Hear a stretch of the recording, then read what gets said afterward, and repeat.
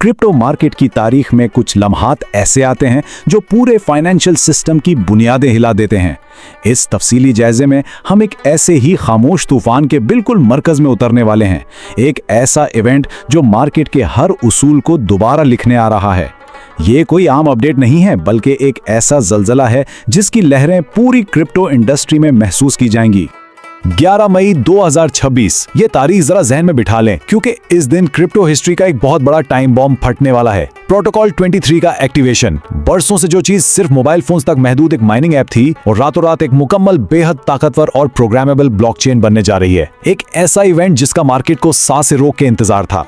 7 मई के कंसेंसस 2026 में बानियों का विजन बिल्कुल वाज़ेह था। उनके अल्फाज थे, एक क्लोज्ड माइनिंग ऐप से मुकम्मल प्रोग्रामेबल इकोनॉमी बनने का सफ़र। ये सिर्फ एक जुमला नहीं है, ये एक बहुत बड़े माशी तूफान का ऐलान है। इसका सीधा सा मतलब ये है कि अब तक हम जो कुछ भी देख रहे थे ना, वो महज एक ट्रेलर था। असल गेम तो अब शुरू होने वाला है। और अगर ये महज दावे लगते हैं तो ज़रा इन आदादो शुमार पर गौर करें। 4,21,000 से ज़्यादा एक्टिव मेन नेट नोड्स, ये नंबर हैरान कौन है। आज के दिन ये इंफ्रास्ट्रक्चर सोलाना जैसे बड़े नाम से भी बड़ा है और पूरी दुनिया में इथेरियम के बाद सीधा दूसरे नंबर पर आता है। यानी डिजिटल हाईवेज पहले से बनकर बिल्कुल तैयार हैं, बस अब उन पर ट्रैफिक के दौड़ने का इंतजार है। कहानी सिर्फ इंफ्रास्ट्रक्चर पर खत्म नहीं होती। जरा इस फिगर को देखें, 10 अरब डॉलर से ज्यादा का सरमाया। ये वो फाइनेंशियल पावर है जो खामोशी से मेन नेट पर माइग्रेट हो चुकी है। ये कोई तखमीना नहीं है, बल्कि ये वो असल मालियाती ईंधन है जो लॉन्च पैड पर इस्तेमाल के लिए बिल्कुल तैयार खड़ा है। जब इतना बड़ा सरमाया एक्टिव होगा तो मार्केट में जो भूचाल आएगा उसका तसव्वुर करना भी मुश्किल है। और अब आते हैं इस पूरे नेटवर्क के सबसे खतरनाक हथियार पर।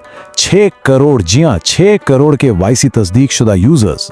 क्रिप्टो की पूरी तारीख उठाकर देख लें, आज तक कोई एक भी चेन इतने बड़े और तस्दीक शुदा यूजर बेस के साथ लॉन्च नहीं हुई। ये सिर्फ बेनाम वॉलेट्स नहीं है, ये वो जीते जागते इंसान हैं जिनकी बाकायदा शनाख्त हो चुकी है। ये एक ऐसी बुनियाद है जिसे बनाने में दहाइयां लग जाती हैं। तो सवाल ये है कि 11 मई को प्रोटोकॉल 23 के साथ आ क्या रहा है। ये अपग्रेड किसी धमाका खेज असले खाने से कम नहीं है। इसके एक्टिवेट होते ही पाई का अपना डिसेंट्रलाइज्ड एक्सचेंज यानी डेक्स लाइव हो जाएगा, रियल वर्ल्ड एसेट टोकनाइजेशन शुरू होगी, ऑन चेन केवाईसी सिस्टम चलेगा और एक जदीद तरीन एआई ऐप स्टूडियो लॉन्च होगा। ये वो फीचर्स हैं जो इस सोए हुए देव को पूरी ताकत से जगा देंगे। और इस पूरे मंसूबे के पीछे जो मास्टरमाइंड स्ट्रैटेजी है वो कमाल है। स्टैनफोर्ड के बानियों ने रिवायती वीसी फंडिंग के पीछे भागने के बजाय एक बिल्कुल अलग रास्ता चुना। वो सीधा यूनिवर्सिटी जाकर टैलेंट हंट कर रहे हैं। मुश्किल कोडिंग के बजाय पाइथन और जावास्क्रिप्ट का इस्तेमाल किया जा रहा है ताकि एक आम स्टूडेंट भी सिर्फ एक हफ्ते के अंदर अपनी डिसेंट्रलाइज्ड ऐप बना सके। ये डेवलपर्स की एक ऐसी फौज है जो रुकने वाली नहीं। मौजूदा सूरत-ए-हाल का तज्जिया करें तो प्रोटोकॉल 23 की कामयाबी और डेवलपर्स की यहाँ आने के चांसेस 70% तक नजर आते हैं। वजह बहुत सादा है, यहाँ यूजर्स लाने पर डेवलपर्स को 0 रुपया खर्च करना पड़ेगा क्योंकि 6 करोड़ लोग पहले से मौजूद हैं। लेकिन जैसा कि हर बड़ी फाइनेंशियल स्टोरी में होता है, यहाँ एक गहरा काला बादल भी है। 30% ऐसा रिस्क मौजूद है जिसे नजरअंदाज करना बहुत बड़ी बेवकूफ़ी होगी। और वो रिस्क क्या है? जरा तस्वीर के दूसरे रुख को देखें। यहाँ एक बहुत बड़ा और निहायत खतरनाक तजाद मौजूद है। एक तरफ 6 करोड़ यूजर्स का पहाड़ खड़ा है, लेकिन दूसरी तरफ बाइनेंस या कॉइनबेस जैसे किसी एक भी बड़े एक्सचेंज की सपोर्ट मौजूद नहीं है। ये बहुत संगीन बात है।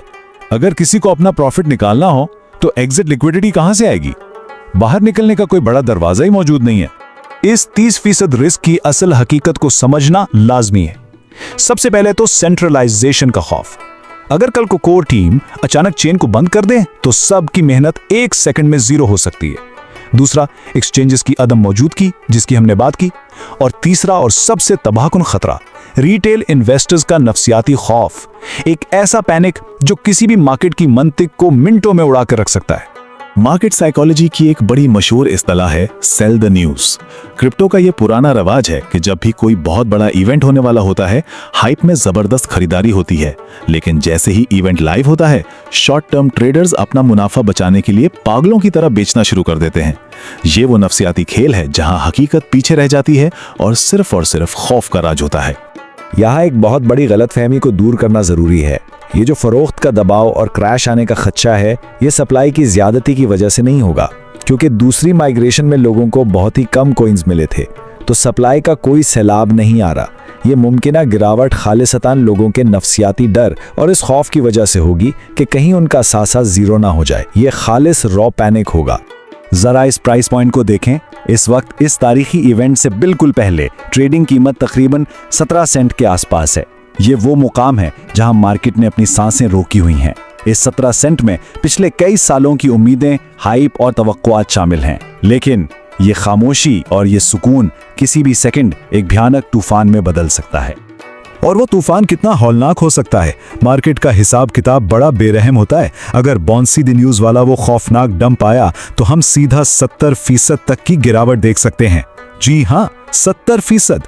कीमत 17 सेंट से गिरकर सीधा 5 सेंट पर आ सकती है। ये वो गहरी खाई है जिसके बारे में इस वक्त हर तज्जियाकार वार्निंग दे रहा है। तो फिर इस हंगामा खेज सूरत हाल में स्ट्रैटेजी क्या होनी चाहिए? माहिरीन के मुताबिक सबसे ताकतवर हिकमत अमली है खामोशी से इंतजार। 11 मई का दिन गुजर जाने दे, इसके बाद कम से कम पूरे 7 दिन तक मार्केट को सिर्फ मॉनिटर करें। ये वो फैसला कुन वक्त होगा जब पता चलेगा कि क्या 5 से 7 सेंट के दरमियान पैनिक सेलिंग रुकती है या नहीं। ये एक शदीद नफ्सियाती जंग होगी जिसे सिर्फ देखना ही समझदारी है। लेकिन जरा एक लम्हे के लिए इस वक्ती शोर और प्राइस चार्ट से बाहर निकलकर सोचें। इस पूरे प्रोजेक्ट का असल एंड गेम क्या है? हकीकत यह है कि इसका मुकाबला इथीरियम या सोलाना जैसी ब्लॉकचेन से है ही नहीं। इसका असल मुकाबला व्हाट्सएप से है।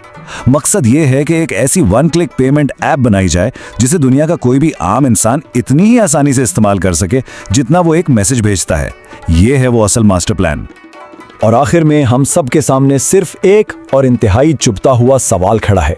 क्या 2028 तक ये दुनिया की टॉप 10 ब्लॉकचेन्स में अपनी जगह बनाएगा, या फिर ये एक सेंट्रल बैंक डिजिटल करेंसी का एक बहुत बड़ा मगर मुकम्मल नाकाम तजुर्बा बनकर तारीख में दफन हो जाएगा? इसमें 100 गुना ऊपर जाने का पोटेंशियल भी है और मुकम्मल जीरो होने का खतरा भी। 11 मई के इस इवेंट होराइजन पर नजरें जमाए रखना अब सिर्फ एक चॉइस नहीं बल्कि तारीख के एक बहुत बड़े लम्हे का गवाह बनना है।